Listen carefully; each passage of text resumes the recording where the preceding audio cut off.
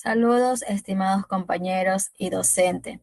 Nuestro grupo presentará el taller sobre los modelos de herramientas de la comprensión lectora crítica bajo un enfoque cognitivo interactivo inspirado en la premisa de René Descartes, quien afirmaba que leer buenos libros es entablar una conversación con las mentes más brillantes del pasado. La introducción de nuestro recurso, debemos conceptualizar que la comprensión lectora no es un acto de recepción pasiva de datos. Por el contrario, se define científicamente como un proceso cognitivo complejo e interactivo. Durante el acto lector se establece un diálogo dinámico y bidireccional entre el lector y el texto, donde el sujeto no solo descodifica símbolos, sino que construye un significado completamente nuevo a partir de la fusión de sus conocimientos previos con la información aportada por el autor. Doy paso a mi compañera Shirley. Para que este proceso interactivo ocurra con éxito, el lector debe atravesar tres fases obligatorias. Fase 1, la prelectura. Esta etapa representa el punto de partida esencial y la preparación cognitiva para la lectura formal. En este momento, el lector no lee el texto palabra por palabra. En su lugar, realiza un escaneo visual inicial y exploratorio a partir de elementos paratextuales como títulos, subtítulos, tipografía e imágenes. El estudiante formula hipótesis predictivas y anticipa el contenido del escrito. Además, en esta fase ocurre un mecanismo crítico, respondiendo a la pregunta fundamental: ¿para qué voy a leer? Esto orienta intencionalmente a nuestra mente hacia el aprendizaje autónomo. A continuación, mi compañero Ángel. Entramos ahora al núcleo del proceso lector, la forma durante la lectura o procesamiento activo. Aquí es donde el lector ejecuta múltiples operaciones cognitivas de forma simultánea y en tiempo real. El trabajo principal en este punto consiste en ejecutar, verificar, descartar o confirmar las hipótesis que formulamos en la prelectura. A medida que avanzamos en las líneas, el lector realiza inferencias continuas para deducir lo que el autor no dice explícitamente, logrando así integrar la información implícita con la explícita. Doy paso a Washington. Tras concluir el texto, entramos en la tercera etapa obligatoria, la postlectura, dedicada por completo a la consolidación y transferencia del conocimiento adquirido. En este escenario, el lector ejecuta operaciones de alto nivel cognitivo para organizar minuciosamente la información retenida. Para ello, se apoya en técnicas operativas como la elaboración de resúmenes escritos que sinteticen las ideas principales y la confección de esquemas o mapas conceptuales que brinden una representación visual analítica de la estructura del texto. Cedo la palabra a Eric. Microprocesos versus macroprocesos. Para comprender cómo ocurren estas fases, la psicología cognitiva diferencia los procesos mentales involucrados en dos grandes niveles, los microprocesos y los macroprocesos. Los microprocesos son operaciones automáticas de bajo nivel cognitivo. Su función es puramente instrumental y local. Incluye la decodificación elemental de grafemas, el reconocimiento léxico inmediato de las palabras y la agrupación sintáctica básica dentro de las oraciones. Por el contrario, los macroprocesos constituyen operaciones conscientes, analíticas y de alto nivel.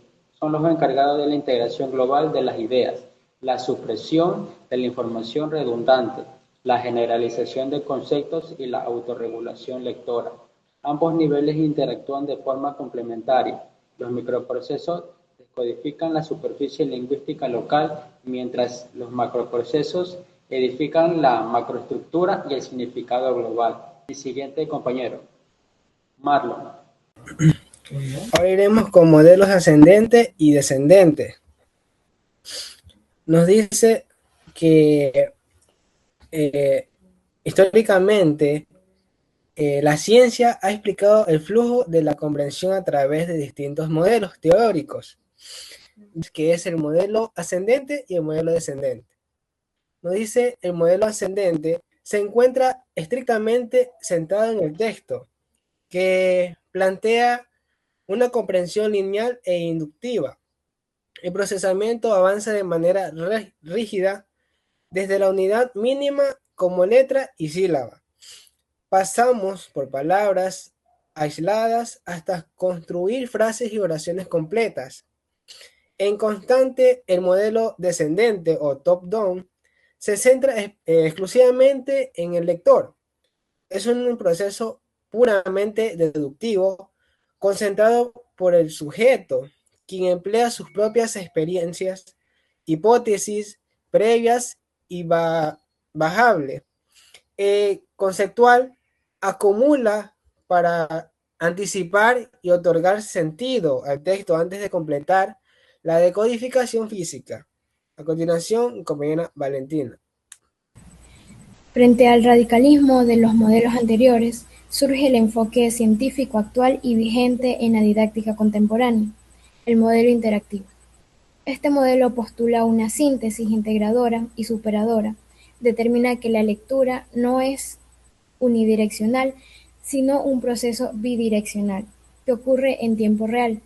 Aquí, las operaciones ascendentes de decodificación textual y los procesos descendentes de interpretación cognitiva, dirigidos por el lector, actúan de manera paralela, simultánea y coordinada. Esta interacción constante y orgánica permite al lector usar sus conocimientos de fondo para dar sentido a las pistas del texto, al mismo tiempo que los datos del escrito van moldeando y actualizando sus saberes previos. Paso la palabra a Niurka. Tenemos técnica versus estrategias. En el segundo eje temático de nuestro taller, resulta indispensable establecer la distinción teórica rigurosa entre la que denominamos técnica de lectura y la que definimos como estrategias lectoras, dos conceptos que suelen confundirse. Las técnicas representan los instrumentos prácticos, operativos de manera física sobre el texto. Responden al cómo hacer puntual, teniendo como ejemplos claros el subrayado de ideas claves, las anotaciones marginales o el uso de diccionario para aclarar vocablos. Por otra parte, las estrategias contribuyen planes de acciones globales, intencionados y deliberados, respondiendo al para qué y cuándo hacer, requiriendo toma de decisiones conscientes, planificación anticipada, monitoreo flexible y evaluación del proceso para adaptar las acciones en funciones de propósitos lector. Cedo el cierre a la compañera Romina. Pues para finalizar con estas estrategias, nosotros subdividimos en 3 categorías esenciales e interconectadas que guían al lector crítico. Pues en primer lugar tenemos las estrategias cognitivas, que estas orientan al procedimiento directo de la información. Es un claro ejemplo de que esto es cuando se analiza un artículo denso de medicina molecular. El lector también construye de forma simultánea un mapa conceptual, estructurando un liderazgo digital para correlacionar variables y sintetizar la tesis del texto. En un segundo lugar tenemos las estrategias metacognitivas. Estas están enfocadas en el control y la regulación consciente del proceso del lector. Un ejemplo muy claro se da en el momento de leer un contrato jurídico complejo. Si el estudiante percibe una tensión, se dispersó y que se desconoce como el término jurisprudencia aplicable, este se ejecuta de inmediato, con una acción correcta. También detiene la lectura. Anota la palabra clave para buscar en el diccionario y decide releer el párrafo anterior de una velocidad menor. En el tercer lugar tenemos las estrategias afectivas. Estas regulan la motivación y el estado interno emocional, como por ejemplo, ante un libro técnico de 600 páginas. El lector también maneja el estrés, fragmentando en el material en bloques de su estudio de 25 minutos con una técnica Pomodoro y conectan la teoría de sus intereses prácticos. Este ha sido la participación de nuestro grupo. Muchas gracias por su atención.